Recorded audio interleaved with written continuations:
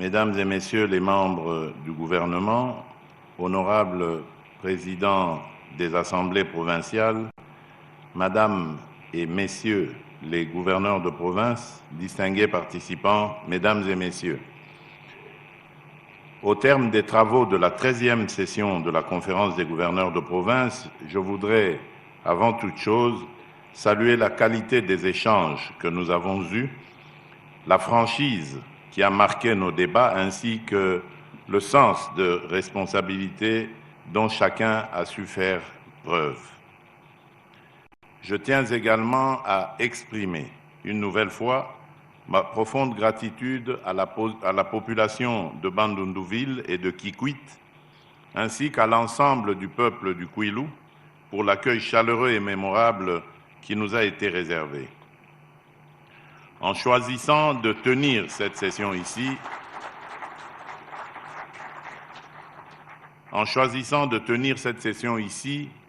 au cœur d'une province au potentiel immense, nous avons voulu faire plus qu'honorer une exigence institutionnelle.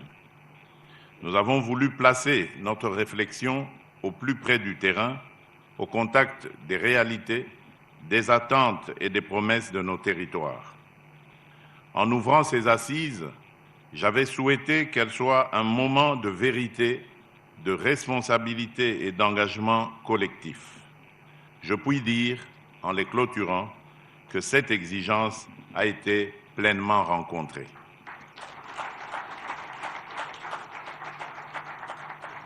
Nos travaux ont mis en lumière une évidence.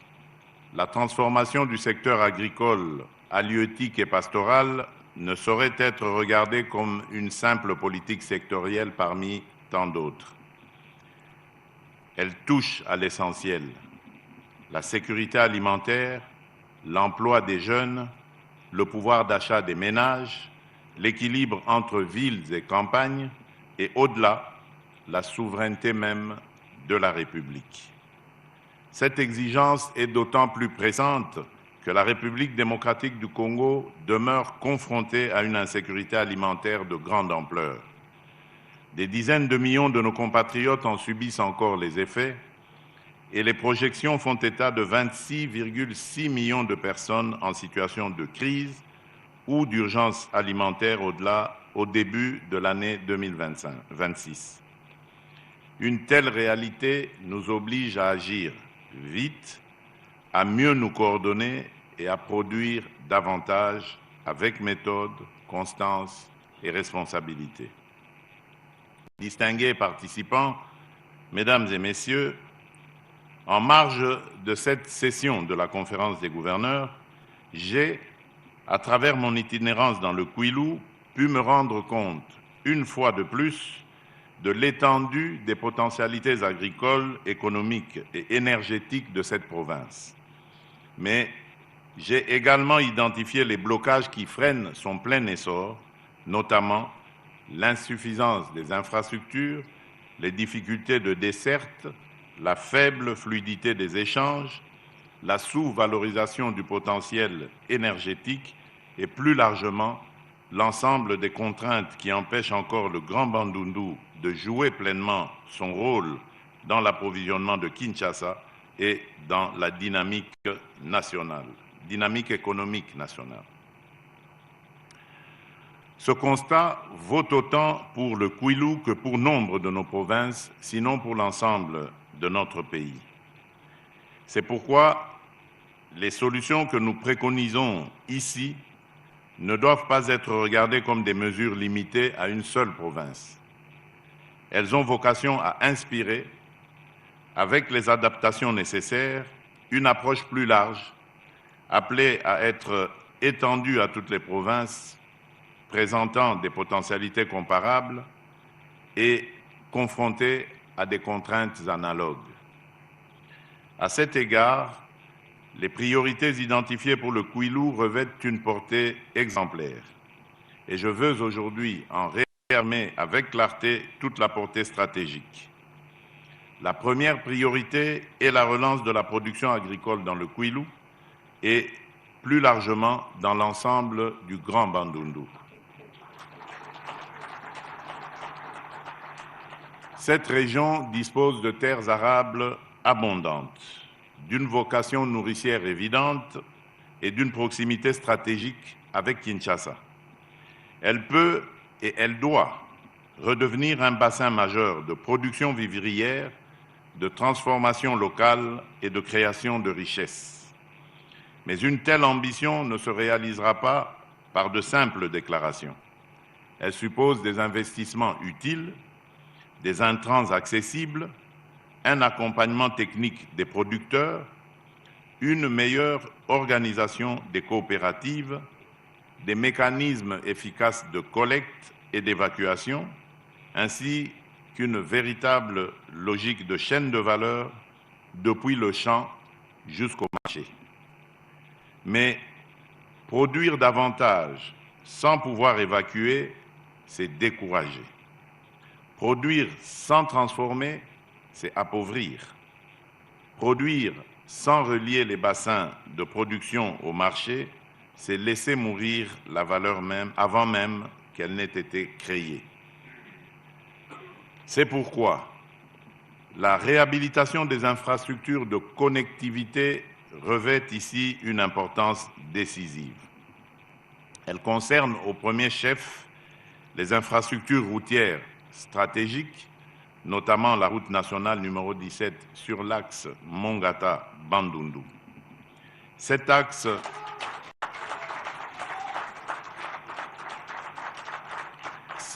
n'est pas une route parmi d'autres. Il constitue un corridor vital dans la capitale et l'espace du Grand Bandundu. Son état d'impraticabilité affecte directement l'évacuation des produits agricoles, la circulation des biens et des personnes, ainsi que le développement des échanges économiques entre les provinces. En outre, cet effort de réhabilitation doit également intégrer les infrastructures fluviales et portuaires, en particulier le port de Bandundu, dont l'exploitation connaît aujourd'hui un ralentissement préoccupant. Le manque d'équipements portuaires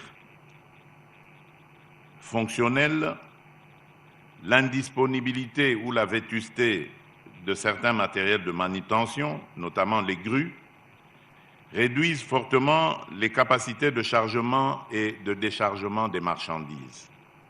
À cela s'ajoute la dégradation avancée de plusieurs infrastructures essentielles, notamment les bâtiments portuaires dans un état de délabrement prononcé, ainsi que les quais profondément détériorés au point de poser de réels problèmes de sécurité et de limiter l'accueil optimal des embarcations.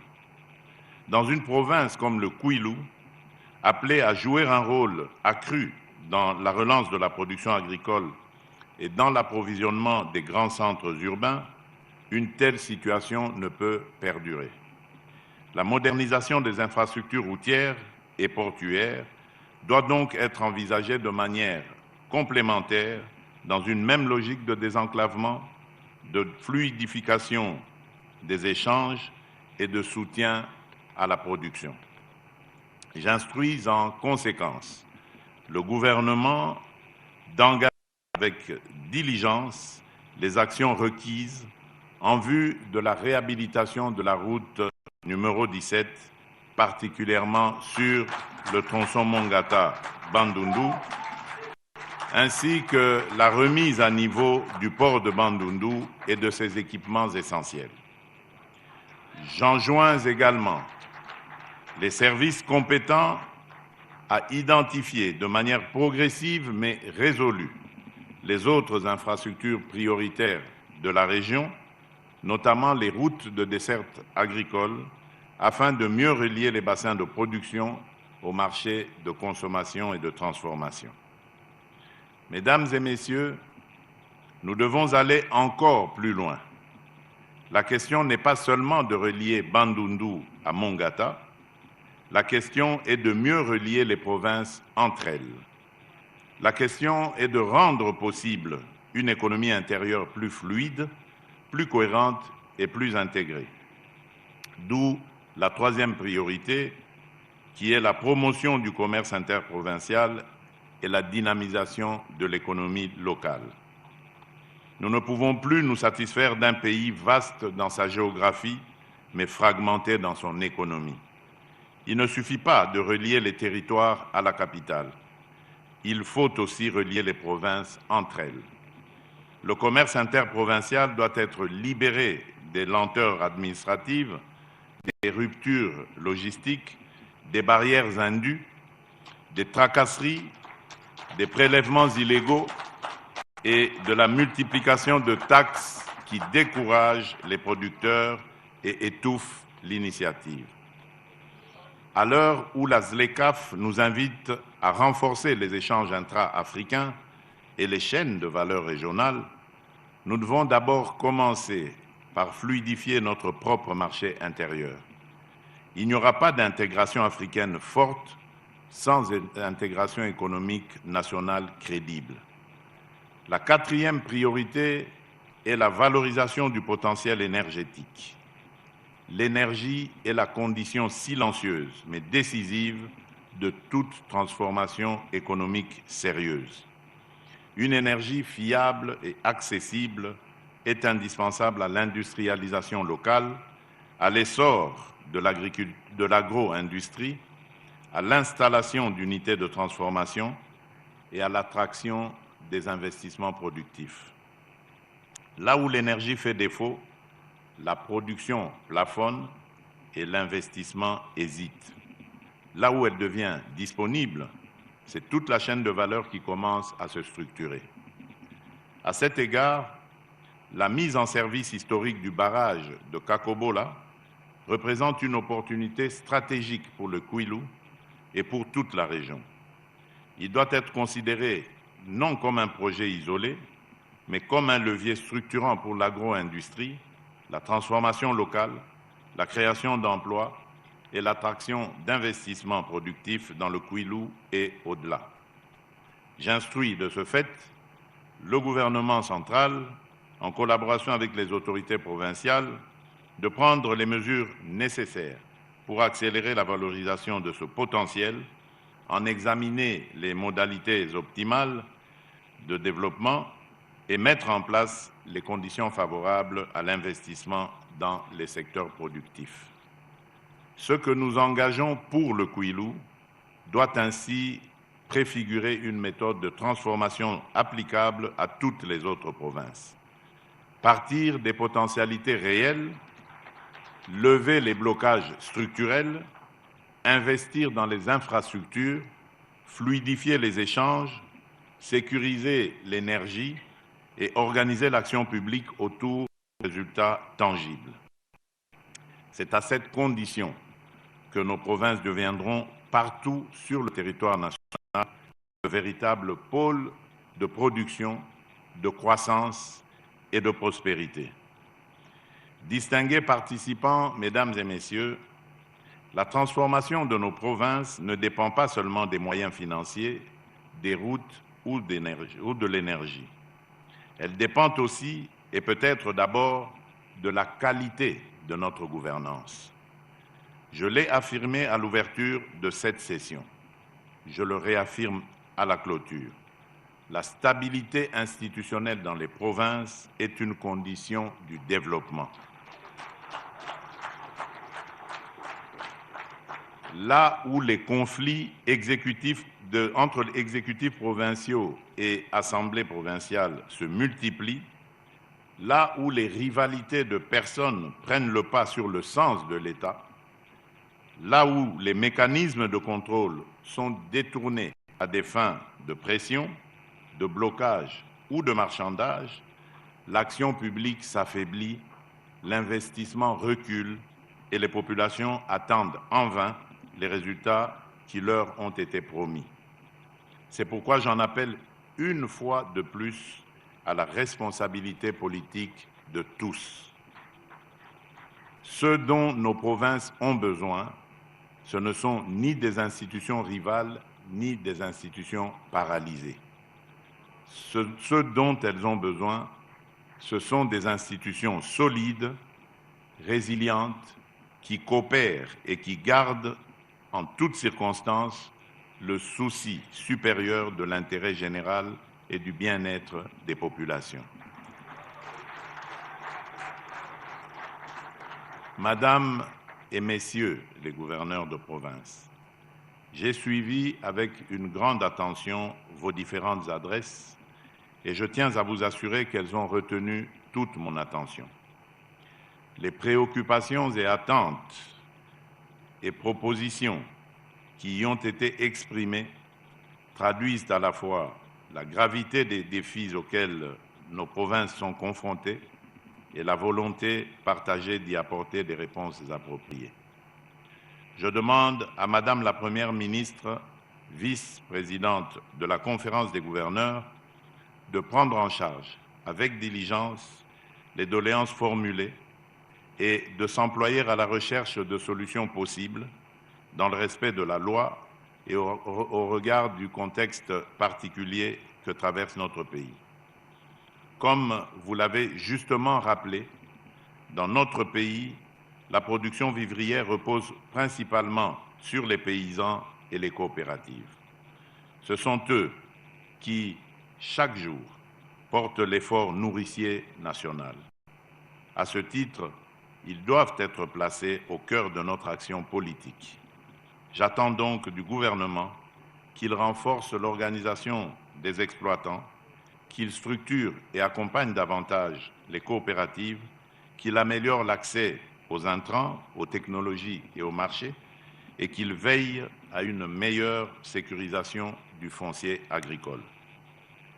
J'invite également les provinces à prendre des mesures concrètes et adaptées à leurs réalités respectives, notamment par la délimitation claire des terres afin de prévenir les conflits, la mise en place progressive de cadastres agricoles, l'organisation rationnelle des zones de production en fonction des caractéristiques des sols, ainsi que le renforcement de l'encadrement et de l'appui technique aux producteurs.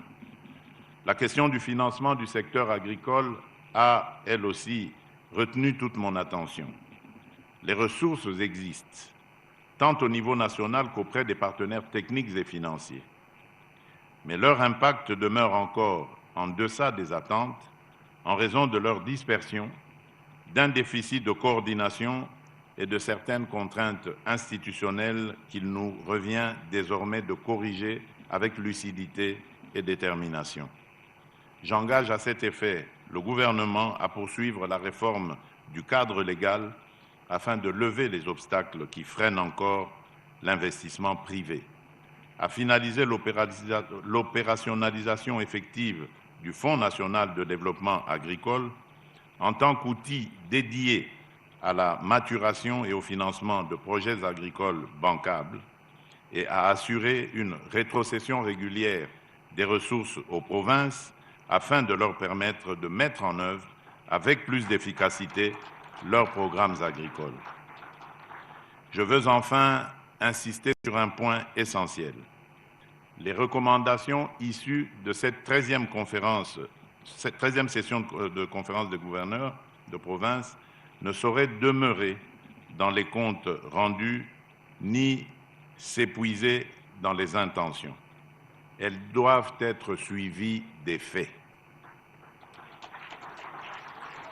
J'attends donc du gouvernement qu'il en assure le traitement diligent, qu'il en décline les suites opérationnelles avec méthode et responsabilité et qu'il me présente, dans les délais appropriés, un plan clair de mise en œuvre portant notamment sur les infrastructures prioritaires, la relance de la production agricole et la fluidification des échanges interprovinciaux.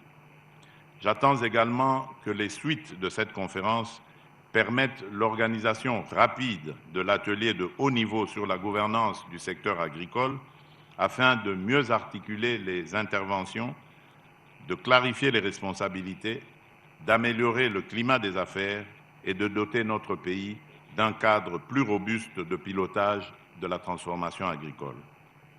Telle est, au fond, l'ambition qui doit nous guider.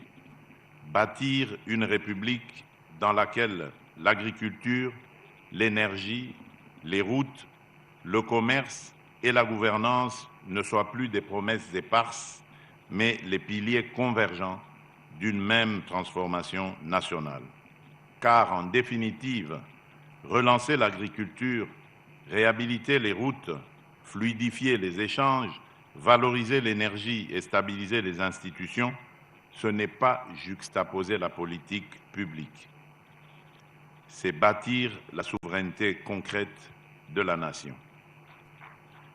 C'est rendre à nos provinces leur vocation productive, c'est redonner de l'espérance au monde rural, c'est renforcer l'unité nationale par les résultats, c'est donner un contenu réel à la décentralisation, c'est restaurer l'autorité utile de l'État, c'est préparer par le travail et par l'ordre un Congo plus fort, plus cohérent et plus prospère. C'est sur cette conviction que je déclare clos les travaux de la 13e session de la Conférence des gouverneurs de province.